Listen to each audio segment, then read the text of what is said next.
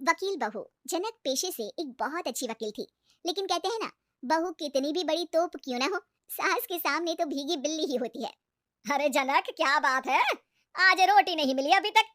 ये तेरा कोर्ट नहीं है जो आज फैसला ना हुआ तो कल की तारीख मिल जाए। रोटी तो रोज वक्त में चाहिए। हाँ। माँ जी, रोटी तो कब की बन गई। मैंने आपको कहा तो खाना खाने के लिए, आपने शायद सुना नहीं होगा। ओहो, जज नहीं हूँ मैं तेरे कोर्ट की, सास हूँ सास। कोई दलील फालतू की मत देना यहाँ। बहुत जानती हूँ मैं इन वकीलों को।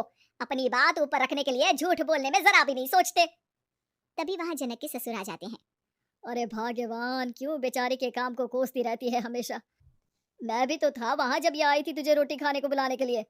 सास को तो अब गुस्सा आ जाता है कि कैसे किसी ने बहू की साइड ले ली। अरे वाह जी वाह। वो तो मैं जानती थी कि कोई ना कोई गवाह तो ये पेश कर ही देगी। पर मैं तो अब सीधा खाना खाकर सोने जाऊंगी। मुझे आदत नहीं है किसी से बहसा बहसी करने की। पता नहीं कैसे ये वकील इतना दिमाग लगाकर खुद तो झूठ बोलते ही हैं, साथ में झूठे गवाह भी ले आते हैं। जनक को सास के ताने सुनने की अब आदत सी पड़ जाती। एक दिन जनक वकील की ड्रेस पर काला कोट पहनकर कोर्ट के लिए निकल ही रही होती है कि अरे कहाँ चली काला कौवा बनकर। टोक दिया ना। अब कोर्ट तो वकील वाली ड्रेस पहनकर ही जाऊंगी ना। वाह भाई वाह, दामिनी तो मैंने भी देखी है। सन्नी पाजी ने ऐसा ही कोट पहना था और कहा था कि तारीख पर तारीख, तारीख पर तारीख। मतलब कि कोई बात करनी है तो बोलिए, वरना वक्त नहीं है मेरे पास खराब करने के लिए। अरे पता नहीं तुझ में क्या देखा मेरे बेटे ने, सारा दिन वकीलों वाली बहस करती है, भोली भाली सास के साथ। अच्छा सुन, जो इतनी बहस मेरे आगे करती है ना, जरा अपने बॉस से कर ले, जो 1 साल भी ना हुए तेरी शादी को और काले कपड़े पहना दिए। अंदर जा और लाल कोट पहन कर आ, पता तो चले कि नई नवेली शादी हुई है।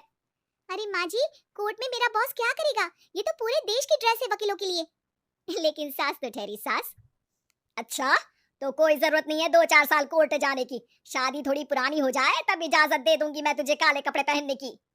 अब क्या था, मन मारकर जनक को लाल रंग का कोट पहनकर कोर्ट जाना पड़ता है। उसकी जाने के बाद आहा बढ़िया, ये पूरे देश की ड्रेस की बात करने वाली। अरे पहना दिया ना लाल कोट। अब सास आए दिन या तो जनक को उसके काम का ताना देती, या फिर उसका काम छुड़वा देने की धमकी। तंग आकर एक दिन जनक पति से कहती है, मैं सोच रही हूँ कि कोर्ट जाना बंद ही कर दूं। अरे क्यों यार, इतना अच्छा करियर है, क्यों छोड़ने की सोच रही हो? अरे लाल रंग का कोट पहनकर जाना पड़ता है। हर बात पर सास ताना देती है कि वकील तेज होते हैं, सवाल जवाब करते हैं, झूठी दलीलें देते हैं। अरे तो ठीक है ना, वो जो कहती है अपनी समझ से कहती है, लेकिन तुमको तो पता है ना कि सच्चाई क्या है। जनक को पति की बात से हौसला मिलता है कि तभी घर पर कुछ लोग आ जाते हैं। अरे आइए आइए पंच साहब, कैसे आना हुआ? अरे भाई साहब, सुना है कि आपकी बहू वकील है। तभी वहां सास आ जाती है। हाँ है तो, लेकिन क्या हुआ? फिर कहीं बहस कराई क्या?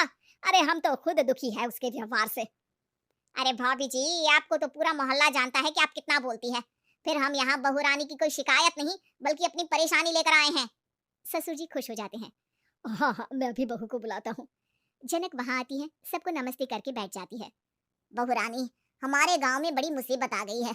अब तो पूरे गांव की जिम्मेदारी मानो तुम्हारे कंधों पर है। अरे ना ना, इससे तो घर की जिम्मेदारी पूरी नहीं होती, ये गांव की जिम्मेदारी क्या लेगी? भाभी जी आप चुप हो जाओ, यहाँ पढ़े लिखे लोगों की बात हो रही है। आप जाओ, जरा रसोई से सबके लिए चाय लेकर आओ। अब मैं कॉफी लूंगी। हाँ हाँ, वकील साहिबा के लिए कॉफी। सास सर पैर सब पटक कर वहां से निकल जाती है। बहू, गांव में पानी नहीं आ रहा है, पड़ोसी राज्य ने हमारा पानी रोक रखा है। इसका मामला तो बड़े कोर्ट में चलेगा पंच जी, लेकिन ऐसा क्यों? वो राज्य हम लोगों से पानी के पैसे मांग रहा है। अब आधे गांव में पानी की सप्लाई खत्म हो गई है बोरानी। अच्छा पंच साहब, बात गांव की है तो मैं जरूर केस लड़ूंगी। यहाँ एक बार फिर सास की एंट्री हो जाती है। अरे वाह जी वाह, ये काम करवा लो आप हमारी बहू से, बहुत अच्छा करती है। मैं हूँ सीधी सादी सास। इस लड़की ने कैसे लड़ लड़ कर मुझे साइड कर रखा है, ये तो अब आपको पता चल ही जाएगा। अरे भाभी जी, आपकी आवाज तो पूरे गांव को सुनाई पड़ती है जब आप बहू रानी को सुंदर वचन सुना रही होती हैं। अरे वकील बहू मिली है, फक्र करो फक्र।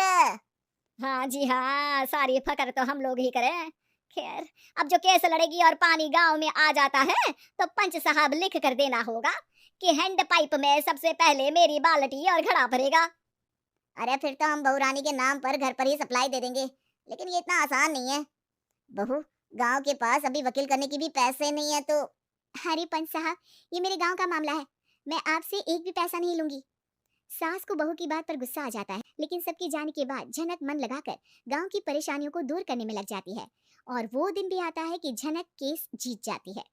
अरे आज तो प्लम्बर आकर घर तक पाइप लगा गया है। खुश हो जाओ, मेरे कारण तुम लोगों को घर के अंदर ही पानी मिल जाएगा।